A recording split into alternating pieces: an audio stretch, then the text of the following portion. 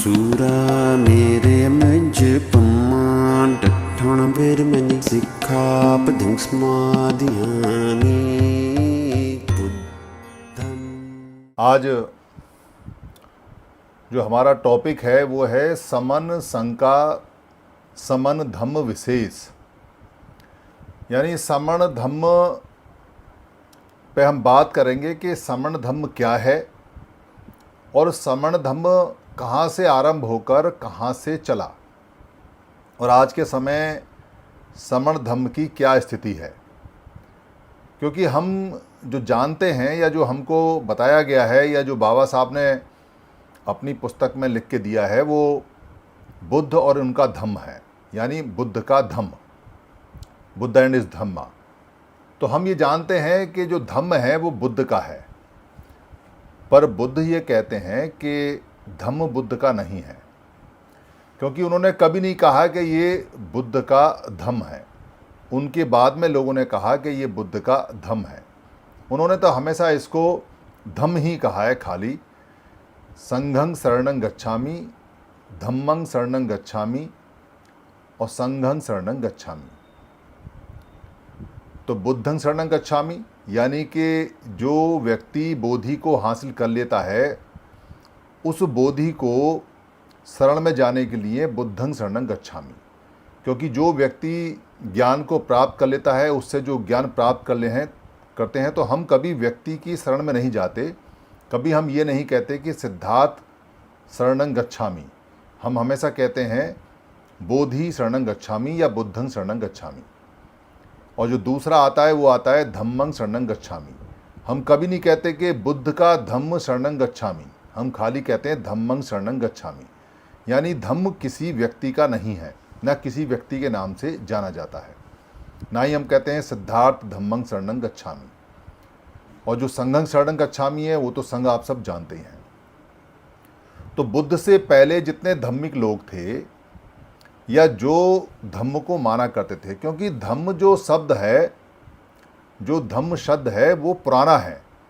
वो ऐसा नहीं है कि सिद्धार्थ गौतम ने डिस्कवर किया हो या सिद्धार्थ गौतम ने बुद्ध बनने के बाद में धम्म शब्द नया बनाया हो, ऐसा नहीं है।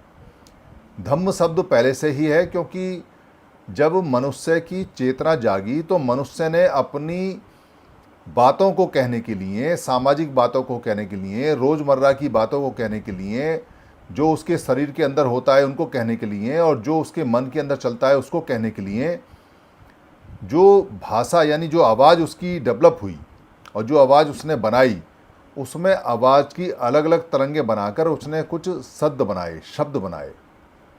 उन शब्दों के अर्थ उस समय के हिसाब से आने लगे। तो ये सारा का सारा जो काम चलता था पूरी दुनिया में कि मनुष्य कैसे चलता है, जीव जंतु कैसे चलते हैं, पेड़ पौधे कैसे चलते हैं, सूरज कैसे निकलता है, पृथ्वी यानी पृथ्वी कैसे चलती है, वायु कैसे चलती है, जल क्या है, जंगल क्या है, जीव जंतु क्या हैं, मौसम क्या है, पहाड़ क्या हैं, इन सब को कैसे चलता है कैसे नहीं चलता है, उसका आपस में जब लोगों ने भाषा बनानी शुरू करी और भाषा पे बात करने लगे तो ये शब्द दो शब्दों से मिलकर बना, धै और मैं से। और पुरानी भाषा में जब दो शब्दों को जोड़ा जाता था तो आखिरी वाले शब्द का आधा हिस्सा उसमें जोड़ लिया जाता था। जैसे वै और ड़ै को जोड़ेंगे तो वन हो गया, जैसे चे और कै को जोड़ेंगे तो चक हो गया, वैसे ही धै और मैं को जोड़ेंगे तो धम्म हो गया। धम्म नहीं बोला गया, धम्म पाली के अंदर। और बाद में जो संस्कारित भाषा यानी इसको संस्कारित किया गया, चेंज किया गया, तो जो आधे शब्द थे उनको रै में बदल दिया। अधिकतर आधे शब्दों को रै में बदला गया है। जैसे मग है तो मार्ग कर दिया गया, उसका चक्र है तो चक्र कर दिया गया, धम्म है तो धर्म कर दिया गया, वर्ण है तो वर्ण कर दिया गया, उसमें रै लगा दी गई ऊपर नीचे दाएं बाएं। तो धम्म का शब्द का मतलब है धै, माने पुरानी भाषा में जो मनुष्य ने धै का अर्थ यहाँ पूरे के पूरे इस समण रीजन में लगाया, समण सभ्यता में धै का मतलब है धारण करना। धै धरा से बना हुआ है, यानी जो ये जमीन जो धारण करती है उसी हिसाब से जो मनुष्य धारण करता है, तो धै से धारण करना बताया गया। और इसका अर्थ धै से धारण करना हो गया। यानी कोई अडॉप्टेशन करता है, कोई चीज़ को अडॉप्ट करता है तो उसको धै से बोलते हैं धारण। जैसे हम कोई अगर अलग से कोई चीज़ धारण करते हैं तो वी माने हो गया अलग और धै माने धारण, तो विधा हो गई।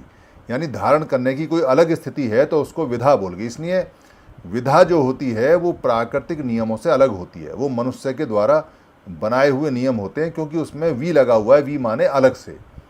और अगर सम वी धा हो जाए तो सम माने बराबर, वी माने अलग से बनाए हुए, धा माने धारण, तो संविधा हो गया।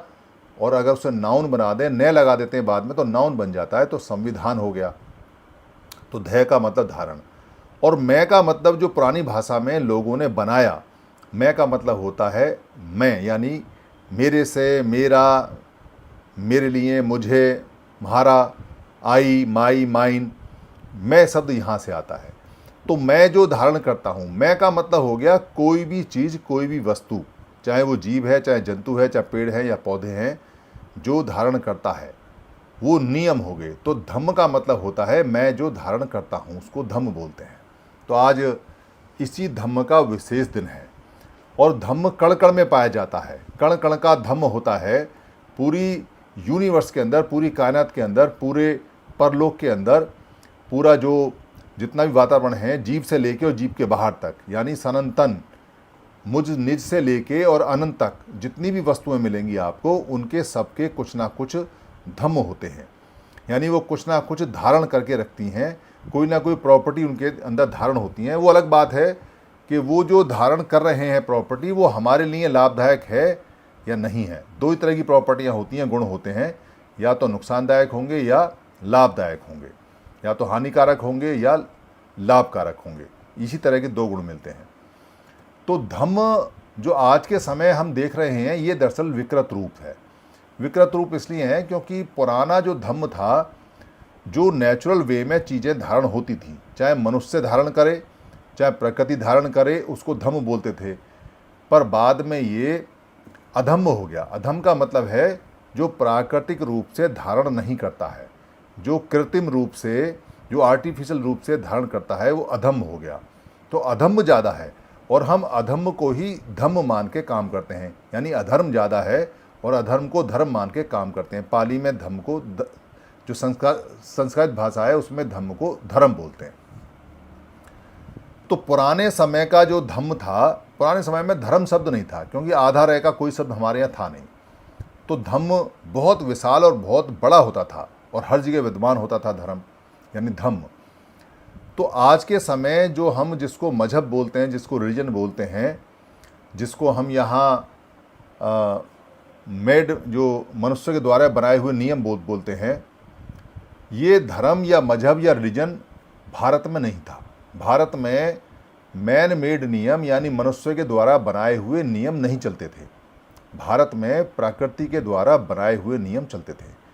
और भारत के अंदर तत्कालिक नियम चला करते थे कि जो जिस समय होता है उसी समय उसका मान्य होता था, उसी समय उसका निदान होता था। कोई काल्पनिक कहानी या कोई काल्पनिक कैरेक्टर भारत के अंदर कभी थे ही नहीं। तो यहाँ जितने भी लोग थे वो सब जिस धम्म का पालन करते थे, वो सारा का सारा समणों का धम्म था।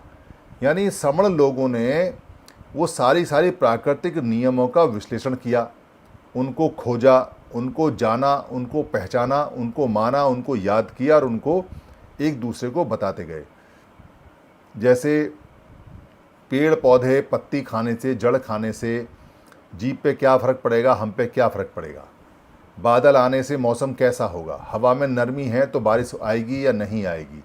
यानी जो भी सब्जेक्ट आप आज पढ़ते हो, जैसे जीव विज्ञान है, यानी मनुष्य अगर इस तरह से व्यवहार करेगा तो उसका परिणाम क्या आएगा, और दूसरे तरह से व्यवहार करेगा तो उसका परिणाम क्या आएगा। ये सारी कलाएं जितनी भी आज के समय, आज इंग्लिश में हम शाखाएं पढ़ते हैं या हिंदी में शाखाएं पढ़ते हैं इसकी, चाहे वो भूगोल है, चाहे वो इतिहास है, चाहे जीव विज्ञान है, चाहे वनस्पति विज्ञान है, चाहे वो साइंस है, चाहे मैथ है, चाहे वो केमिस्ट्री है, जितने भी सब्जेक्ट हैं, चाहे सोशोलॉजी है, चाहे इकोनॉमिक्स है, वो सारे के सारे सब्जेक्ट्स का पूरा अध्ययन किया जाता था। और उस अध्ययन से अत्यध्ययन बोला करते थे, यानी स्वयं उसको अध्ययन करना। और वो जो अध्ययन सारा का सारा किया जाता था वो नेचर बेस्ड होता था, यानी उसमें मनुष्य अपनी बातें नहीं जोड़ते थे, कैसे चीज़ें काम करती हैं वही आगे बढ़ा करती थी। इसमें मनुष्य को इसलिए जोड़ने की आवश्यकता नहीं होती थी क्योंकि किसी को बेवकूफ़ नहीं बनाना, किसी को मूर्ख नहीं बनाना, किसी का पैसा नहीं हड़पना, किसी को पागल नहीं बनाना, किसी को धोखे में नहीं रखना, किसी को चालबाजी नहीं करना। इसलिए मनुष्य द्वारा बनाए हुए नियमों की आवश्यकता थी नहीं। मनुष्य के द्वारा जब भी नियम बनेंगे, मनुष्य अपने हिसाब से अपने बेनिफिट के लिए, अपने समुदाय के बेनिफिट के लिए, अपने परिवार के लाभ के लिए और अपने लाभ के लिए बनाएगा। और जब भी मनुष्य नियम बनाता है, दूसरे मनुष्य की मेहनत को खाने के लिए बनाता है, उसका शोषण करने के लिए बनाता है। जितने भी मनुष्य ने नियम बनाए हैं पूरी दुनिया में, वो मनुष्यों के वेलफेयर के लिए नहीं बनाए, क्योंकि प्राकृतिक नियम से वेलफेयर होता है। प्राकृतिक नियम जितने भी हैं वो सम पे आधारित हैं, समता पे आधारित हैं। प्राकृतिक नियम ये कहते हैं कि अगर पानी 100 लीटर है तो सबको मिलना चाहिए, हवा सबको मिलनी चाहिए, ज़मीन जिसकी है उन सबको बराबर मिलनी चाहिए, जंगल सबका है सबको मिलना चाहिए, सब उसमें जाए, जानवर सबके हैं सबको मिलना चाहिए, खाना अगर आता है तो सबका है, अगर मान लो कहीं भूकंप आ गया तो सबको मदद करनी चाहिए, अगर कहीं पे अगर चक्रवात आ गया है और कुछ उजड़ गया है तो सबको बराबर का हिस्सा देके उसकी मदद करनी चाहिए। ये समता के नियम थे, ये सम नियम थे, ये प्राकृतिक नियम थे। प्राकृतिक नियम में चाहे आपदा हो और चाहे कोई सुविधा हो, सभी तरह से लोग समता में रहते थे और एक दूसरे को समता के हिसाब से, समानता के हिसाब से चीज़ें बांटकर, चाहे वो मुसीबत है चाहे वो खुशी है, आपस में बांटकर लिया करते थे, उसको जिया करते थे। ये प्राकृतिक नियम थे। पर जो अप्राकृतिक नियम आए, जो अधर्म वाले नियम आए, अधर्म वाले नियम आए, वो मनुष्य ने बनाए। और मनुष्य ने जो नियम बनाए वो प्रकृति के आधार पर ना बना के प्रकृति के उलट बनाए। प्रकृति ने कभी नहीं कहा कि आप दूसरे की मेहनत को खाओ, प्रकृति ने कभी नहीं कहा कि आप इकट्ठा करो, प्रकृति ने कभी नहीं कहा कि आप ज़मीन जायदाद के मालिक बन जाओ, प्रकृति ने कभी नहीं कहा कि आप पानी भी बेचना शुरू कर दो, प्रकृति ने कभी नहीं कहा कि आप हवा भी दूषित कर दो, सारे शहरों की हवा खराब कर दो। प्रकृति ने कभी नहीं कहा कि उसकी जो नदियाँ इतना बढ़िया पानी, मछली, जल और ये सब लेके आती हैं उनको सड़ा दो, उनको ख़त्म कर दो। प्रकृति ने कभी नहीं कहा कि मनुष्य के अंदर भेद पैदा कर दो और मनुष्य को खा जाए। प्रकृति ने कभी नहीं कहा कि मनुष्य को पढ़ाई से लिखाई से रोक दो। प्रकृति ने कभी नहीं कहा कि किसी का खाना छीन के और किसी का खाना फेंक दो। प्रकृति ने कभी नहीं कहा कि किसी को बोलने मत दो। प्रकृति ने कभी नहीं कहा कि आप किसी को बिना बात के मारो या उसे काटो या पीटो। ये जितनी भी चीज़ें हैं अप्राकृतिक हैं, अधर्म वाली चीज़ हैं, ये अधर्म वाली चीज़ें हैं। पर उस पर तुर्रा ये है कि लोग ये कहते हैं कि हम बड़े धर्मिष्ठ हैं, हम बड़े धार्मिक हैं, हम बड़े धर्म को मानने वाले हैं। और जो धर्म को मानने वाले आज के समय जो चीज़ें बनाई गई हैं वो बड़ी अलंकारी हैं, यानी कि उनके अलंकार बना दिए गए हैं, उनके चिन्ह बना दिए गए हैं, उनके सिंबल बना दिए गए हैं। जो जितना ज़्यादा उन चिन्हों पर चलता है, उन अलंकारों को लगाता है या उन मान्यताओं का वो फेरा लगाता है, उतना ज़्यादा वो धर्मिष्ठ, उतना ज़्यादा वो रिलीजियस, उतना ज़्यादा वो मजहबी माना जाता है। तो पुराने समय में बुद्ध से पहले यहाँ कोई अधर्मिक कार्य या कोई ऐसा अधर्म टाइप का कोई चीज़ यहाँ थी नहीं, यहाँ कोई जानता भी नहीं था, किसी को पता भी नहीं था। इसलिए पुराने साहित्य में, क्योंकि इतिहास जो आरंभ होता है वो तो बुद्ध से आरंभ होता है, लिखित में तो बुद्ध से आरंभ है, क्योंकि बुद्ध के बाद ये कंठस्थ हुआ और उसके बाद लिखना शुरू हुआ, तो उसमें जो मिलता है वो जैनियों का भी है और वो बुद्ध का भी है। महावीर जैन का और बुद्ध का दोनों ही समर्थ थे, इसलिए दोनों का ही वो मिलता है, दोनों ही समकालीन थे। पर उससे पहले कहीं कोई ऐसा जिक्र नहीं मिलता कि भारत के अंदर कहीं कोई धर्म नाम की चीज़ हो या कोई मनुष्य के बनाए हुए नियम हो या कहीं मनुष्य ने कोई नियम बनाए हों, ऐसा कहीं नहीं मिलता था।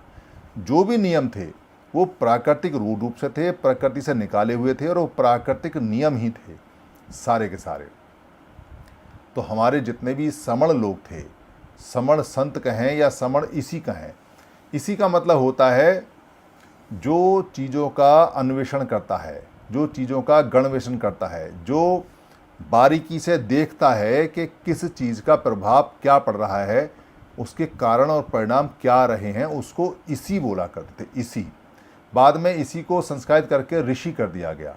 बुद्ध का एक नाम इसी वरंग भी है। इसी वरंग मतलब खोजकर्ताओं में सबसे उत्तम, वर माने होता है सबसे अच्छा, तो इसी वरंग यानी खोजकर्ताओं में, वैज्ञानिकों में सबसे बड़े, सबसे अच्छा एक इसी वरंग नाम भी है, क्योंकि उनकी जो माइंड की और ब्रेन की जो खोज है, माइंड और बॉडी की जो खोज है, वो दुनिया में अब तक अनबीटेबल है, दुनिया में अब तक सबसे बेहतरीन है। उससे बेहतर खोज अभी तक किसी भी साइंटिस्ट ने की नहीं है। जो जो संबंध वो बता के गए और जो रियलिटी वो बता के गए और जो आज भी लिखी हुई है त्रिपिटक के अंदर, अभिधम्म के अंदर, और जिस पर पूरी दुनिया रिसर्च करती है, और आर्टिफिशियल इंटेलिजेंस जिस पर दुनिया आज के समय बहुत तेज़ी से बढ़ रही है, वो बुद्ध के ही देन है और बुद्ध ने ही उसके सूत्र बताए हुए हैं, और जो वास्तव में सच भी हैं। जो लोग विपश्यना साधना करते हैं, गहरी विपश्यना साधना करते हैं, वो जानते हैं कि ये बात सच है। तो ये जो जिसको हम आज के समय कह रहे हैं कि फलाना धर्म है, फलाना धर्म है, फलाना धर्म है, और साथ ही साथ हम चुपके से ये भी कह देते हैं कि बुद्ध भी एक धर्म है, तो हम बहुत बड़ी गलती कर जाते हैं। हम बहुत बड़ी गलती इसलिए कर जाते हैं क्योंकि बुद्ध ने कोई अपने नियम दिए ही नहीं। बुद्ध ने कोई एक सिंगल भी नियम ऐसा नहीं है जो उन्होंने अपने मन से बनाया हो और कह दिया हो कि आज के बाद तुम ऐसा कहना है। खाने पीने रहने के नियम भी जो बनाए भिक्षुओं के या राजाओं के या प्रजा के, वो भी प्राकृतिक रूप से दिए हैं, वो प्रकृति पर बेस्ड हैं। वो भी ऐसे नहीं है कि उनको अपनी मर्जी से बना दिया हो। वो एक एक चीज़ का एनालिसिस करके, एक एक का कारण बता के, उस कारण का निवारण बता के, उस पर तर्क करके, वितर्क करके, तब वो नियम प्रकृति से निकाल के दिए हैं, जो आज भी उतने ही सही हैं जितने पहले थे। और जब तक मनुष्य, पेड़ पौधे, जीव जंतु और पृथ्वी रहेगी, तब तक वो नियम सही रहेंगे, क्योंकि वो प्राकृतिक नियम है, वो बदलते नहीं हैं। तो यहाँ भारत के अंदर जो अधर्मिक नियम है, अधम्मिक नियम है, जो मनुष्य के द्वारा बनाए हुए नियम हैं, वो नियम बाद में आने लगे और लोगों ने अपने हिसाब से कर्मकांड और नियम बना दिए। और जब वो नियम बनने शुरू हुए, तब से मनुष्य के अंदर, मनुष्य में भेद उत्पन्न हुआ। तब से मनुष्य ऊंचे और नीचे होने शुरू हुए। तब से मनुष्यों के अंदर आपस में शोषण आरंभ हुआ। तब से अत्याचार होने शुरू हुए। तब से सारी चीज़ें आईं। तो आप ये मान लीजिए कि दुनिया के अंदर जो मनुष्य के द्वारा बनाए हुए नियम हैं, जिनको वो धर्म कहते हैं या रिलीजियस कहते हैं या मजहब कहते हैं, अगर वहाँ शोषण है, अगर वहाँ अत्याचार है, अगर वहाँ मारकाट मची हुई है, अगर वहाँ ऊंच नीच है, अगर वहाँ गरीबी अमीरी है, अगर वहाँ मनुष्य को मनुष्य नहीं समझा जाता है, तो इसका मतलब वो नियम प्राकृतिक नहीं है, वो मनुष्य के बनाए हुए नियम हैं, जो जहाँ चल रहे हैं वहाँ उसका नुकसान होगा ही होगा। और जहाँ प्राकृतिक नियम चलते हैं, वहाँ बड़ी सुख शांति रहती है दुनिया के अंदर। तो बड़े आसानी से अंदाज़ा लगाया सकता है कि दुनिया में कहाँ धर्म है और कहाँ अधर्म है, यानी कहाँ प्राकृतिक नियम पे बेस्ड लोग काम करते हैं और कहाँ मनुष्य के द्वारा बनाए हुए नियम पे काम करते हैं। तो आप अगर एशिया के कुछ कंट्रियों में देखोगे, तो वो कंट्रियों के अंदर आपको ना आतंकवाद मिलेगा, ना भुखमरी मिलेगी, ना गरीबी मिलेगी, ना ऊंच नीच मिलेगी, ना वहाँ कहीं मारकाट मिलेगी। थोड़ी बहुत राग द्वेष तो हो सकता है, पर धर्म आधारित नहीं है। व्यक्ति आधारित हो सकती है, पर नियमों के आधार पे कहीं ऐसा हो, ऐसा नहीं है। उस कंट्रियों के नाम आप गिने चुने देख सकते हो जो एशिया के अंदर बड़े खुशहाल कंट्री हैं। और उन कंट्रियों को देख के कुछ कंट्री यूरोप के अंदर भी ऐसे हो गए जहाँ उन चीज़ों को अडॉप्ट करते हैं, पर वो बताते नहीं, पर अडॉप्ट वही करते हैं। अपने लोगों को समानता के आधार पर करते हैं। उन्होंने रंग भेद खत्म कर दिए हैं, नस्ल भेद खत्म कर रहे हैं। कुछ कहने के लिए कर रहे हैं, कुछ सच में हो रहे हैं, पर उसके परिणाम आते हैं। अगर वो सच में करते हैं तो वहाँ सुख शांति आ जाती है, और खाली कहने के लिए करते हैं तो कभी ना कभी वहाँ गुब्बारा फूट जाता है और हवा निकल जाती है। तो भारत के अंदर बुद्ध के समय बुद्ध ने जो नियम दिए, वो नियम बताते गए, और वो प्राकृतिक नियम थे। महावीर जैन ने भी नियम बनाए, और उन नियमों के बाद में भारत के लोग बड़े खुशहाल हो गए, बड़े सुख शांति से हो गए, क्योंकि उन नियमों का सबको पता चल गया कि ये प्राकृतिक नियम है। उन्हीं में से एक नियम है जो उन्होंने 5वें नंबर पे दिया है धम्मपद के अंदर, कि अगर आप किसी से दुश्मनी करोगे तो दुश्मनी से दुश्मनी होगी, तो हमेशा परेशानी होगी, सुख शांति नहीं आएगी। पर कोई आपसे अगर दुश्मनी करता है, कोई आपसे द्वेष भावना रखता है, वैर रखता है, और आप उससे वैर भाव नहीं रखोगे, आप उससे दुश्मनी नहीं रखोगे, आप उससे द्वेष नहीं रखोगे, तो उसका वैर भी, उसका जो द्वेष है वो भी शांत हो जाएगा। और ये नियम सनातन है, यानी निज से लेके अनंत तक ये नियम चलता है। इसी को सनातन बोलते हैं, और ये बुद्ध के ही धम्मपद नंबर 5 से आया हुआ नियम है। आप चाहो तो नेट पे कहीं भी चेक कर सकते हो। इसी को वहाँ पाली में इसको सनंतनो कहा है, सनंतन कहा है बेसिकली। सनंतन से सनंतनो बना हुआ है, और इसको संस्कृत करके सनातन कहा गया है। यानी से लेके अनंत तक। से माने होता है निज, यानी से माने पाली में वह को बोलते हैं। वह का मतलब होता है से, यानी कि वह से लेके और अनंत तक, यानी उस व्यक्ति से लेके और अनंत तक। ये नियम बिल्कुल ठीक है, कहीं भी अप्लाई कर लें। अगर आग जल रही है और उसमें और आग डालेंगे तो आग और जलेगी, जब तक उसमें पानी नहीं डालेंगे वो शांत नहीं होगी। अगर किसी को गुस्सा आता है और फिर सामने वाले को भी गुस्सा आता है तो दोनों के सर फूटने लाजमी है। पर अगर एक व्यक्ति को गुस्सा आता है और दूसरा व्यक्ति गुस्सा नहीं करता है तो गुस्सा दूसरे का भी शांत हो जाएगा। आप अगर कार में जा रहे हैं और कार में रोड रेज की घटना हो जाए, कहीं कार आपकी लग जाए, कुछ हो जाए और आप दोनों हाथ जोड़ लें तुरंत, तो सामने वाले का गुस्सा भी ठंडा हो जाता है। पर अगर आप भी डंडा लेकर निकल आएंगे तो वो भी हॉकी लेकर निकल आ जाएगा निकल के, तो एक दूसरे के सर फूटने हैं। ये सनातन नियम है, ये बुद्ध ने बताए हुए हैं। इसलिए प्राकृतिक नियम सारे के सारे बनाए हुए हैं। बुद्ध के बाद में, क्योंकि ये भी नियम बुद्ध ने बताया है कि कोई भी चीज़ दुनिया में अजर अमर नहीं है, चाहे वो अच्छे गुण हो चाहे वो खराब गुण हो, चाहे कोई फरिश्ते वाले गुण हो चाहे कोई शैतान वाले गुण हो, चाहे राग हो चाहे द्वेष हो, कोई भी चिरस्थायी नहीं है, यानी कि लंबे समय तक जीवित नहीं रहेगी, उसको ख़त्म होना ही होना है। ये चक्र चलते हैं। तो अगर कहीं पाप बढ़ता है तो उसके बाद में फिर पाप घटता भी है तो पुण्य बढ़ता है, और जब पुण्य बढ़ता है तो फिर पाप भी आता है, पाप बढ़ता है तो पुण्य कम हो जाता है। ये चक्र चलते रहते हैं। उसी हिसाब से यहाँ भारत के अंदर भी, क्योंकि जब खुशहाली आ गई तो उसके बाद में लोग भूल गए कि खुशहाली की कीमत क्या होती है, समानता की कीमत क्या क्या होती है, श्रमणों की क्या प्रॉपर्टियाँ हैं, श्रमणों के क्या गुण हैं, श्रमणों का कौन सा श्रमण धम्म था। इस श्रमण धम्म को बाद में जाके बौद्ध धर्म के नाम से बताने लगे। तो श्रमण धम्म भूल गए तो फिर लोग व्यसन में पड़ गए। जो पंचशील के सिद्धांत थे वो भूल गए तो लोग शराब में, व्यभिचार में, जुए में, झूठ में, मारामारी में पड़ गए। तो पाप बढ़ने लगा तो लोग परेशान होने लगे, इसीलिए संघ भी टूट गया और ये सारी चीज़ें चली गई। जिन लोगों ने ये चीज़ें छोड़ दी उन लोगों ने संघ बना लिए और उन लोगों ने विजय प्राप्त कर ली। ये चक्र चलते रहते हैं। तो जब यहाँ के लोग अपना समरधम भूल गए, जिसको बौद्ध मत बोला करते थे या जैन मत बोला करते थे, तो क्या हुआ ये कि जो दूसरे मत आए वो मत लोगों ने अपनाए, क्योंकि उनमें जो अच्छाई थी उसकी वजह से अपनाए। जो लोग इस्लाम को लेके आए उन्होंने इस्लाम में ये देखा कि एक साथ बैठ के खाना खाते हैं।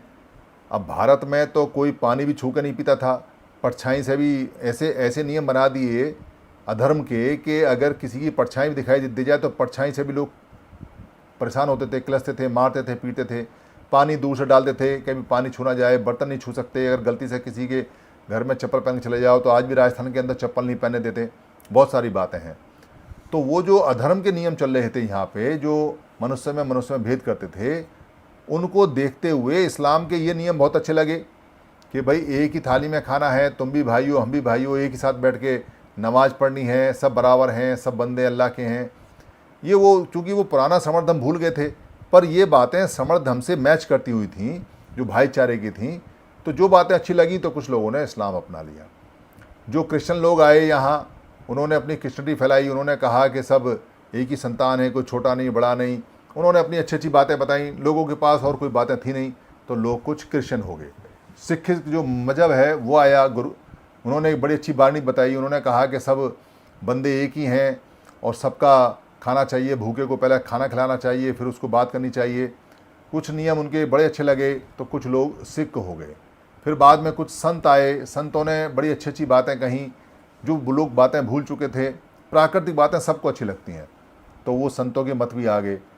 तो बाहर से आए हुए जितने भी मजहब थे, रिलीजन थे, वो और जो यहाँ के संतों में मत आए, वो लोग उनमें मानते चले गए। ये तो अच्छा हुआ, क्योंकि कहीं कुछ ना कुछ मिला ही। जैसे राधा स्वामियों का एक मत है, राधा स्वामी कहते हैं शराब नहीं पीनी है, मांस नहीं खाना है, झूठ नहीं बोलना है। ये पंचशील के सिद्धांत हैं, यहाँ तक तो ठीक है। पर उन्होंने गुरुडम बना दिया, क्योंकि वो कहते हैं जो कुछ है, गुरु आपको लेके जाएगा। पर गुरु तो कहीं प्राकृतिक रूप से माना नहीं गया। प्राकृतिक रूप से किसी भी गुरु की मुक्त होने के लिए आवश्यकता नहीं है, क्योंकि अगर गुरु मुक्त कराएगा तो फिर लोगों को कठिन तपस्या, कठिन मेहनत करने की क्या जरूरत है। फिर तो पाप छोड़ने की जरूरत ही नहीं है। खूब पाप करो और गुरु आपको मुक्त करा देगा पाप से, तो बात खत्म हो गई। ये तो वही कहानी हुई कि पूरे साल जो अफसर हैं, जो लाला हैं, जो लोग हैं, वो पाप करते हैं, दुकानों पर कम तोल तोल के बेईमानी कर करके, और फिर एक दिन वो चले जाते हैं हरिद्वार, वहाँ जाके नहा के आ जाते हैं, कहते हैं हमारे सारे पाप धुल गए। तो ऐसा नहीं होता, ये तो सब जानते हैं, ये तो बच्चा बच्चा भी जानता है कि पाप तो जीवन के बाद भी चलता है। सर आवाज बंद हो गई, आपका म्यूट हो गया। बंद हो गए सर आपका। किसने कर दिया सर? इसने एडमिट करते टाइम कर दिया वो। तो एडमिट करते समय हाँ, कोई बात नहीं, कोई बात नहीं। तो ये तो वही बात हुई कि भाई पूरे साल दुकान पे कम तोला और उल्टा सीधा सामान बेचा, बासी बूसी बेचा, और उसके बाद में फिर गंगा नहा के चले आए और कह दिया कि सारे पाप धुल गए। पाप तो मरने के बाद भी नहीं जाते, ये बात तो तय है। इसका एक सिद्धांत है, और वो सिद्धांत सच में सच है कि मरने के बाद भी व्यक्ति के कर्म नहीं जाते। कर्म तो जब तक वो चेंज नहीं करेगा, ठीक नहीं करेगा, कर्म ठीक नहीं हो सकते। कर्म तो जीते जी मनुष्य को ठीक करने पड़ते हैं, वरना वो साथ जाते हैं और वो रहते हैं। तो ये जो जितने भी धर्म और मजहब और जो मत आए, इसमें 2 प्रकार के मत आए। 2 प्रकार के अलावा तीसरा प्रकार का कोई मत नहीं है। जो बाहर से मत आए वो चमत्कारिक मत थे, व्यक्ति बेश थे, व्यक्ति पे आधारित थे, गॉड पे आधारित थे। उनमें कोई ना कोई व्यक्ति था, उनमें कोई ना कोई गुरु था, उनमें कोई ना कोई ऐसा सिस्टम था जो दिखाई नहीं देता। जो है या नहीं है ये तो वो जाने, पर है नहीं, कोई दिखाई नहीं देता, सिर्फ उसकी बातें आती हैं और उसके नाम पर ये चलते हैं। तो वो व्यक्ति आधारित हैं। और भारत के जो ओरिजिनल मत थे, जो यहाँ समरधम चलता था और आज भी है, उसमें कोई व्यक्ति या कोई चमत्कार या कुछ ऐसा नहीं है कि आप किसी के नाम पे ये कहें कि हमने तो पूरी ज़िंदगी पाप किए, अब तुम ही हो हमारे कर्ता धर्ता, हमने तो तुम्हारी भक्ति की, तुम्हारी आराधना की और तुमको लड्डू चढ़ाए और तुम्हारी अगरबत्ती जलाई और तुम हमारे पापों से मुक्त कर दो। ऐसा भारत का कोई भी संत, जो समर संत है और जो महाश्रवण संत जो भी रहे हैं, ऐसा कोई नहीं रहा। ये 2 तरह का डिफरेंस रहा। हमारे जितने भी समर थे वो इन 2 तरह के मतों में काम करते हैं। एक तो वो मत वो है जो व्यक्ति आधारित है, गॉड आधारित है, चमत्कार आधारित है, और वो सारे बस उनको अगरबत्ती धूपबत्ती जलाई, उनके आगे हाथ जोड़े और पूरे सच्चे मन से ये कहते हैं कि बस तुम ही हमारे हो, तुम ही बेड़ा पार करोगे, और हमारे बेटे को इंजीनियर बना देना, और छोटे वाले को IAS बना देना, और बड़े वाले को IPS बना देना, और हमारी नौकरी अच्छी लगे और हमारा पैसा अच्छा हो और खेत खलियान आ जाए, विदेश घूमे, देश घूमे। ये सभी की इच्छा रहती है और सभी अपने गॉड से इन बातों को मानते हैं। कुछ सोना चांदी हीरे जवाहरात, कुछ अच्छी पत्नी, कुछ अच्छा पति, अच्छे बच्चे, फलाना ढिलाना, जो भी सुख सुविधा की चीज़ें हर व्यक्ति गॉड से मांगता है। जितने लाइन लगा के जाते हैं सब मांगते हैं, सब सुख चाहते हैं, पर सब सुख के लिए सब ने अपनी एजेंसी खोल दी है और अपना जो एजेंसी का मालिक है उसको कह दिया है कि भाई आपके पास आ गए, अब आप हमारा काम करो, और ये लो ₹1.25 का प्रसाद, और ये लो ₹100 का प्रसाद, और ये लो ₹500 का पर्ची, हमने तो कटवा दिया, अब तुम जानो, तुम्हारा काम जाना है। और दूसरे प्रकार के जो लोग हैं वो ये हैं जो जानते हैं कि जितना काम हम करेंगे, जितना कर्म हम करेंगे, उसका उतना ही परिणाम आएगा और वैसा ही आएगा। ये जो कम बेस सिद्धांत है, जो कम बेस यानी कि कम पे आधारित है, कार्य पे आधारित है, वो सारा समणों का धम्म है। समणों के धम्म में कर्म के अलावा कोई भी चीज़ नहीं मानी जाती। यानी जैसा कर्म करेंगे वैसा परिणाम आएगा। शराब पिएंगे तो आपको जूस का परिणाम नहीं आ सकता, और अगर आप जूस पिएंगे ताज़ा फलों का तो शराब का परिणाम नहीं आ सकता। अगर आप किसी को गाली देंगे तो आपको बदले में कोई तारीफ़ करे, ऐसा हो नहीं सकता। और आप किसी की तारीफ़ करें और कोई बदले में गाली दे, ऐसा हो नहीं सकता। यानी कि कर्म जैसा करेंगे वैसा परिणाम आएगा, और ये तय है। इसलिए भारत के जितने भी समण धर्म हुए हैं, समण मत हुए हैं, या समणों के जितने भी गुरु हुए हैं, उन्होंने जो सिद्धांत दिया है वो एक लाइन का सिद्धांत है कि आपको कारण होगा और कारण का परिणाम होगा। यानी कि जितना भी कॉज है, कॉज और उसका इफेक्ट, कॉज एंड इफेक्ट, इसको अलग अलग नामों से हम बोलते हैं। इसको कर्म के आधार भी बोलते हैं, इसको कार्य विधि के आधार भी बोलते हैं, इसको कर्म प्रधान भी बोलते हैं, इसको कर्म का नियम भी बोलते हैं, इसको कर्मा भी बोलते हैं, और इसको वर्क एंड इसका रीजन भी बोलते हैं। तो ये चीज़ें हमारी चलती हैं और बाकी दूसरी चलती हैं। तो समण आज के समय दोनों सिद्धांतों में है, और चूँकि सबसे आसान सिद्धांत ये है कि हमने तो ₹1.25 दे दिया और मोमबत्ती जलाई और हम नीचे लेट भी गए और हाथ भी जोड़ लिया, और भाई मन में 24 घंटे हमने आपकी आराधना कर ली, जैसा फ़ोटो आपने दिखाया वैसा हमने मन में बसा लिया है और तुम्हारे अलावा हमारा कोई और है नहीं, और तुम्हें कोई कुछ उल्टा सीधा बोलेगा तो हम उसे मारेंगे, पीटेंगे, काटेंगे, अब तुम हमारा भला कर दो।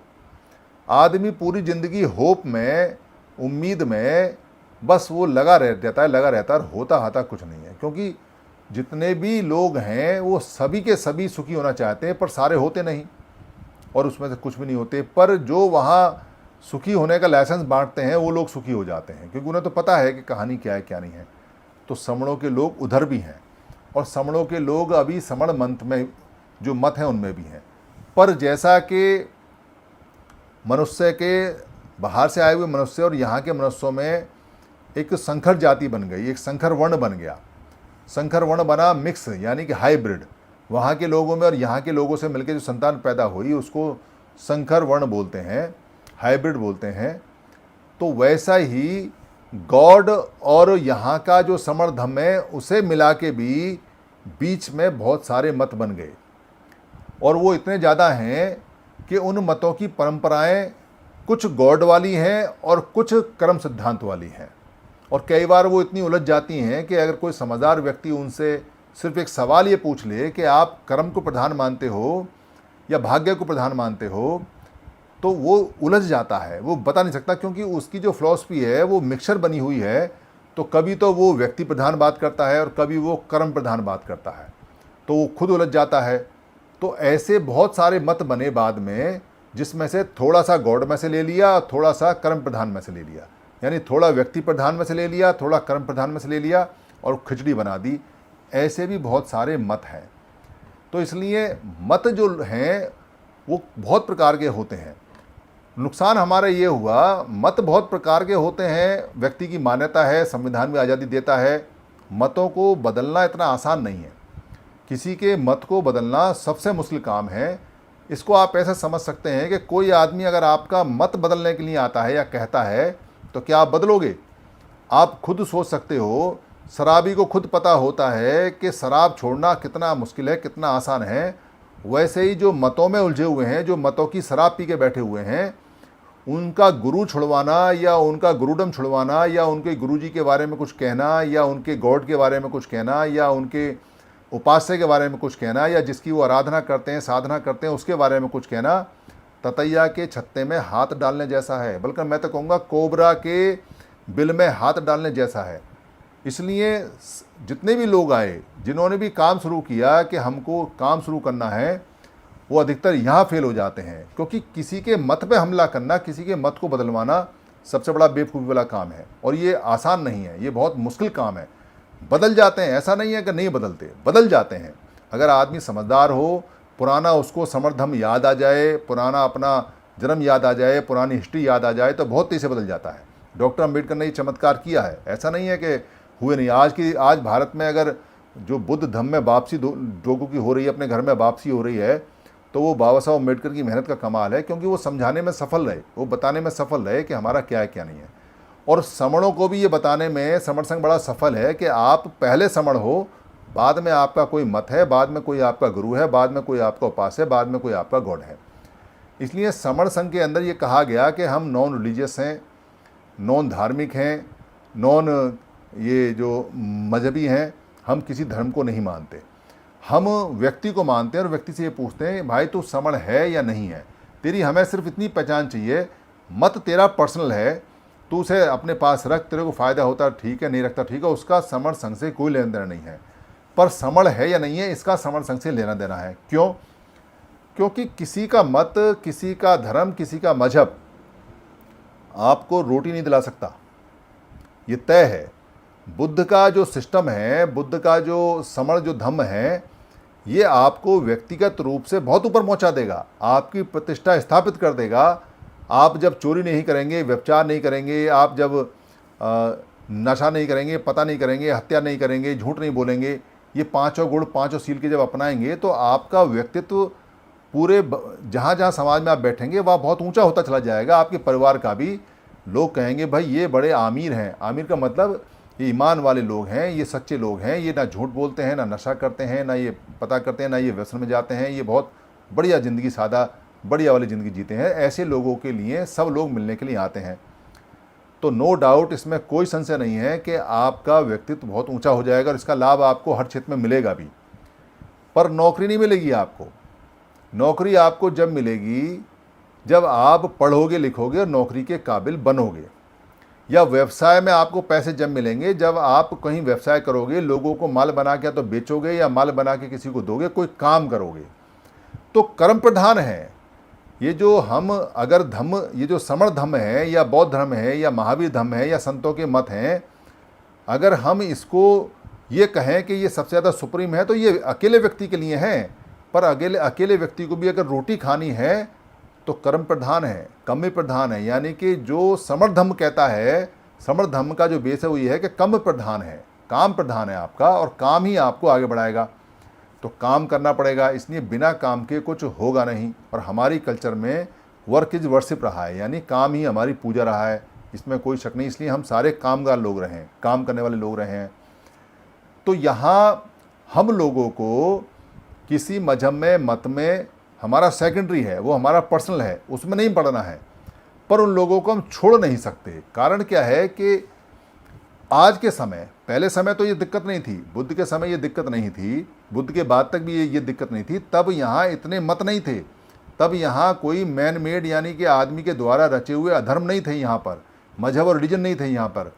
तो पहले समस्या नहीं थी, पहले हमारे श्रमण लोग बटे हुए नहीं थे। पर अभी समस्या है, अभी समस्या ये है कि हमारे लोग अलग अलग मतों में बटे पड़े हैं। बाबा साहब अम्बेडकर ने जो एक्सपेरिमेंट किया और जो ये कहा कि सबको बुद्धिस्ट बनना है, सबको बुद्धिस्ट बन जाना चाहिए था, पर नहीं बने, क्योंकि जो बुद्धिस्ट का बनाने का जिन्होंने काम आरंभ किया वही अंधेरे में थे, उन्हें नहीं पता क्या है, वो आज टुकड़ों में टूट गए, तो वो समझा नहीं पाए। और बिना समझे कोई आदमी बुद्ध मत को नहीं मान सकता, इसलिए वो काम नहीं पूरा हो सकता, और होगा तो उसमें हज़ारों साल लगेंगे। और उसको समझाने वाले चाहिए कि बुद्ध कोई मजहब नहीं है, बुद्ध कोई रिलीजन नहीं है, बुद्ध कोई गॉड नहीं है, बुद्ध कोई चमत्कार नहीं है, बुद्ध समण धर्म का हिस्सा है और समण धर्म पुराने धर्म का हिस्सा है। ये उनको बताना पड़ेगा। इसको सिखाने के लिए आपको बहुत मेहनत करनी पड़ेगी, बहुत टाइम लगना पड़ेगा, और इसमें बहुत एनर्जी जाती है, बहुत ऊर्जा जाती है। पर आसान ये है कि संविधान ये कहता है कि भाई अगर ज़िंदा रहना है, अगर नौकरी लेनी है, अगर अधिकार लेना है पढ़ाई का लिखाई का, अगर बच्चों को ये जो देश के अंदर प्रॉपर्टी है उसमें आपको हिस्सा चाहिए, जल जंगल ज़मीन में आपको हिस्सा चाहिए, जो संविधान देने को तैयार है, तो उसकी छोटी सी कंडीशन है, आप चाहे सिख हो, चाहे आप जैन हो, चाहे आप बुद्ध हो, चाहे आप ईसाई हो, चाहे आप मुसलमान हो, चाहे आप रविदासी हो, चाहे आप वाल्मीकि दासी हो, चाहे आप कबीर दासी हो, चाहे किसी भी मत के आप हो, संविधान को इससे कोई लेना देना नहीं है। आपकी मान्यता क्या है वो आपके लिए, संविधान को कोई फर्क नहीं पड़ता। संविधान में नहीं लिखा हुआ कि भाई फलाने मजहब का आएगा तो ही मैं उसको अधिकार दूंगा। संविधान में ये लिखा हुआ है कि कहीं से भी आ जाओ, किसी भी मत का आ जाओ, कैसे आ जाओ, पर संख्या 51% ले आओ भाई, 51% लोग आ जाओ तो जो चाहे वो कर लो, जैसा चाहो वैसा लिख लो। और अगर ज़्यादा लोग आ जाए, 75% आ जाए, तो आप भारत को किसी मत का भारत भी बना सकते हैं, फिर संविधान को बदल भी सकते हैं, फिर यहाँ प्रियम्बल भी बदल सकते हैं, फिर यहाँ धारा भी डाल सकते हैं, फिर आप धर्म के आधार पर सुविधा भी दे सकते हैं। ये संविधान में है। इसलिए संविधान जब तक गैर सांप्रदायिक है, जब तक वो बदला नहीं जाता, जब तक उसका बहुमत नहीं आता, अगर बहुमत उसको बदलने पे आ गया तो वो फिर सांप्रदायिक भी हो सकता है, संप्रदाय वाला भी हो सकता है। इसमें कोई अतिशयोक्ति नहीं है, क्योंकि दुनिया के बहुत सारे संविधानों के अंदर लोगों ने अपने पूरे कंट्री को मजहब का कंट्री और रिलीजन का कंट्री बना दिया है। फिर आप लड़ते रहना, फिर आप देखते रहना कि ये क्या हुआ, वो क्या हुआ। इसलिए आप इन छोटी छोटी बातों को भूल जाओ। पर चूंकि लोग संत और मतों में टूटे हुए हैं, इसलिए लोगों को लाना है। तो लोगों को लाने के लिए हमें पुराना सिद्धांत अपनाना पड़ेगा। पुराना सिद्धांत हमारा ये है कि हमें अपने सभी गुरुओं का, समण गुरुओं का आदर करना चाहिए। जितने भी हमारे गुरु हैं, समण गुरु हैं, उनका सत्कार करना चाहिए, उनसे हेलो हाय करना चाहिए, उनसे बातचीत करनी चाहिए। वो हमारे पुराने समण हैं, उनको याद आए ना आए, पर हमको तो याद आ गया। हमको याद आ गया तो हम उनको क्यों छोड़ें? जब उनको याद आ जाएगा तो वो हमें पकड़ लेंगे। पर हमें याद आ गया कि ये सारे समण संत हमारे ही हैं, तो हमको एक समानता का व्यवहार रखना चाहिए, एक संवैधानिक संविधा का अधिकार रखना चाहिए, मान्यता रखनी चाहिए, और सारे संतों को एक दृष्टि से देखना चाहिए। सारे संतों को बराबर सम्मान देना चाहिए। ये नहीं सोचना चाहिए कि इस संत के तो अनुयायी 50 हैं और ये वाले संत के अनुयायी 5000 हैं, या ये वाला जो संत है ये तो अकेला आया है और ये वाला जो संत है ये तो 200 आ गए हैं। तो हमें संख्या को देख के या उनके पीछे अनुयायी को देख के संतों में मतभेद नहीं करना चाहिए, क्योंकि संतों की वाणी एक सी है, संतों की बात एक सी है, इसलिए सारे संत एक से, पर अविद्या हर जगह धारण रहती है। देखो बुद्ध ने कितनी बड़ी खोज की थी। उन्होंने ये कहा था, और फूले साहब ने भी यही कहा, और बाबा साहब ने भी यही कहा कि हमारी जो सबसे बड़ी दिक्कत है वो इग्नोरेंस है, अज्ञानता है, और इसको बुद्ध ने अविद्या बताया है। अविद्या का मतलब है ए वी जा, जा माने जानकारी, वी माने अलग से, और ए माने नहीं, यानी जिसको अलग से विशेष जानकारी नहीं है उसको अविद्या बोला है। अभिज्ञान बोलते हैं वैसे, बाद में इसको संस्कृत करके ज्ञान बना दिया। तो अविद्या का मतलब है जिसको अलग से विशेष जानकारी नहीं है। तो अविद्या के कारण ही लोग मुक्त नहीं होते। ये तो उन्होंने बुद्ध ने खोज करके बताया था व्यक्ति के पर्सनल के लिए, क्योंकि किसी व्यक्ति को अगर मुक्त होना है, जीवन से दुखों से मुक्त होना है, मोक्ष प्राप्त करना है, मोक्ष प्राप्त करना है, तो उसको अपनी अविद्या तोड़नी पड़ेगी। यानी कि जो इग्नोरेंस है उसको, जो उसे वस्तु स्थिति का पता नहीं है कि वो क्या है क्या नहीं है, वो कड़ी तोड़नी पड़ेगी। तो 12 कड़ियों का चक्र टूट जाता है, जिसको जो 12 जो इसको वो बोलते हैं, मुझे अभी नाम याद नहीं आ रहा, बाद में बता दूंगा। तो वो जो कड़ियों का चक्र है वो सारा का सारा टूट जाता है और उससे मोक्ष प्राप्त हो जाता है। और जो व्यक्ति जिसको जानकारी हो जाती है वो समझ जाता है, इसलिए वो भेद नहीं करता, वो जान उसको पहचान रहती है। तो यहाँ जितने भी संत आ रहे हैं या जो संत आपस में छोटा बड़ा खेल रहे हैं या जो अपने अपने मठ बना रहे हैं, वो अज्ञानता में हैं, अभी इग्नोरेंस में हैं, अविद्या में हैं। ये अविद्या देखने में ऐसा लगता है छोटा सा शब्द है, पर इसकी मार बहुत ऊंची है। इसकी मार समण संघ में भी चलती है। समण संघ में आता है व्यक्ति, समण संघ को कहता है मैं समझ गया समझ गया समझ गया, और संघ के हिसाब से व्यवहार करता नहीं, और व्यवहार कर जाता है संगठन के हिसाब से, और परिणाम मांगता है संघ के। अरे जब कर्म करोगे संगठन के हिसाब से तो संघ के परिणाम कहाँ से आएंगे? संघ के हिसाब से कर्म करोगे तो संघ के परिणाम आएंगे, और संगठन के हिसाब से अगर काम करोगे तो फिर संगठन के परिणाम आएंगे। तो संघ के हिसाब से करो, तो यानी कि संघियों को भी अपनी अविद्या दूर करनी चाहिए। और सबसे बड़ा अविद्या का दूर करने का जो उनका पैमाना है वो यही है कि उनको समता की और समानता की दृष्टि, यानी सम्यक दृष्टि, सम्यक दृष्टि खोल लेनी चाहिए अपनी, और सबको समानता से देखना चाहिए। चाहे वो कैसे भी संत हैं, चाहे कैसे भी मत हैं, चाहे कैसा भी रिलीजन है, चाहे कैसा भी मजहब है, उनको देखे, बारीकी से देखे कि ये क्या चीज़ है क्या नहीं है, इससे हमें क्या लाभ है क्या नहीं है। जब व्यक्ति छोटी जानकारी के हिसाब से, अविद्या होती है उसको, अविद्या का मतलब इग्नोरेंस होती है, और उसके आधार पे, और जब उसमें उसके ऊपर राग बैठ जाता है, द्वेष बैठ जाता है सर के ऊपर, और वो भूल जाता है, बोध भूल जाता है कि वो है क्या, तो वो अनाप शनाप बातें करता है, फिर वो बहस करता है उल्टी सीधी, फिर वो बहस में अपनी इज्जत और बेइज्जती दाव पे लगा लेता है, फिर वो इज्जती बेइज्जती दाव पे लगाता है, बढ़ जाती है। फिर वो कहता है भाड़ में गया संगठन और तेल लेने गया संघ, पहले तो मैं ये देखूंगा कि मेरी बेइज्जती किसने की और मेरा इसने बोल कैसे दिया और इसने कह कैसे दिया। थोड़ा ठंडा पानी पी लोगे तो समझ में आ जाएगा कि ये बेकार की बात है। हम मरने वाले हैं, अगर हमको जिंदा रहना है तो हमको एक ही काम करना पड़ेगा, हमको भजन करना पड़ेगा और भज गोविंदम बोलना पड़ेगा। अगर हम भजन करेंगे और भज गोविंदम करेंगे तो हम जीत जाएंगे। पाली में भजन का मतलब होता है संगति करना, और हमारे जो पुराने लोग थे वो हमको बोलते थे भज गोविंदम, यानी भज माने हुआ भजन संगति, और गो माने हुआ गौतम, और विंदम माने, विंदम का मतलब है विंधंग, यानी विंदनन, विंदनन इसका मतलब है घेरा। गौतम के विनय के नियमों के घेरे का संगति करना, ये इसका अर्थ है। जो गौतम बुद्ध ने संघ के विनय के नियम दिए हैं उनकी संगति करना, उसको बोलते हैं भज गोविंदम। तो आपको भज गोविंदम बोलना पड़ेगा, भज गोविंद दंग बोलना पड़ेगा, पाली में दंग और वैसे दम बोलना पड़ेगा। तो जब आप भजन करोगे, भजती करोगे, भजती माने संगति करना, तो भजती करोगे, भजन करोगे, तब जाके हमारी कहीं कोई समस्या सॉल्व होगी। और अगर हमने भजन नहीं किया, संगति नहीं किया और हम यहाँ भी उलझ गए। ये आखिरी पायदान है, संघ से बड़ी कोई चीज़ है नहीं।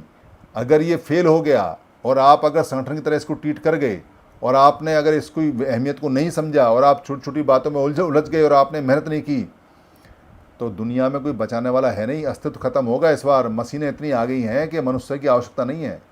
इसलिए अगर जिंदा रहना है तो मशीनों से लड़ना पड़ेगा, और मशीनों से लड़ोगे तब, इकट्ठा रहोगे जब, क्योंकि मशीनें बहुत पावरफुल होती हैं। जो मशीनें होती हैं उनके अंदर मन नहीं होता, मशीनों के अंदर कमांड होती है, मरना है और मारना है बस। एक बार को मनुष्य से लड़ाई होती है, चाहे भले ही वो वर्ण हो, तो उसके अंदर एक बार को मन बदल सकता है, पर मशीनों का मन नहीं बदलता। मशीनें आदमी को ख़त्म कर देंगी, रौंद देंगी। इसलिए यूरोप के कई साइंटिस्टों ने, जिन्होंने आर्टिफिशियल इंटेलिजेंस बनाए, रोबो बनाए, उन्होंने काम छोड़ दिया। उनको समझ में आ गया कि ये मशीन हमें ख़त्म कर देंगी, तो ऐसी मशीन का फ़ायदा क्या जो हमें ही ख़त्म कर देंगी।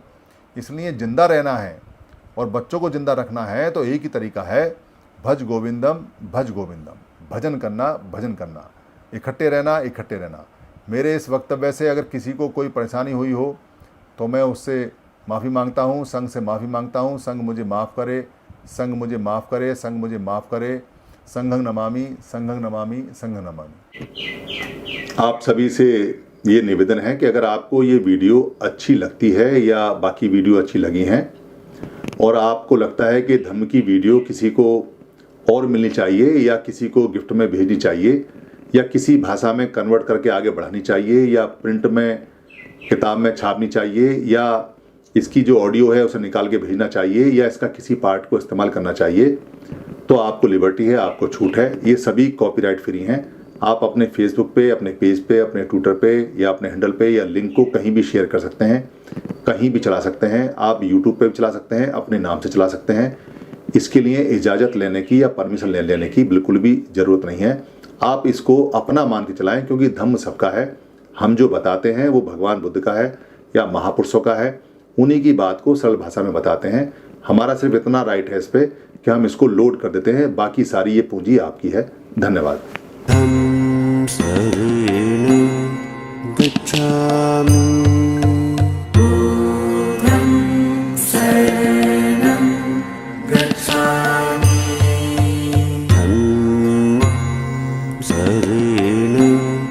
गच्छामि।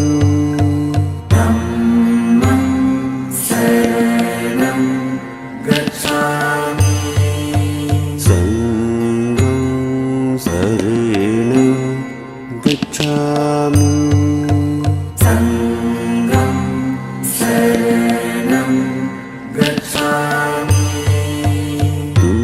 द्वितीयंपि बुद्धं शरणं गच्छामि। द्वितीयंपि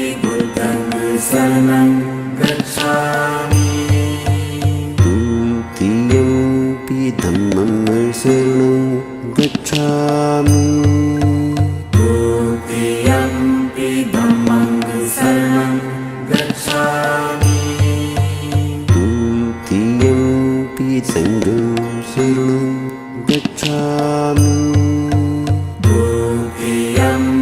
संघं शरणं गच्छामि। तृतीयंपि बुद्धं शरणं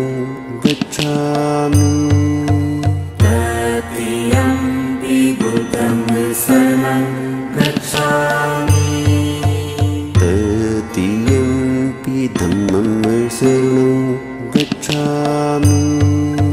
तृतीयंपि धम्मं शरणं गच्छामि।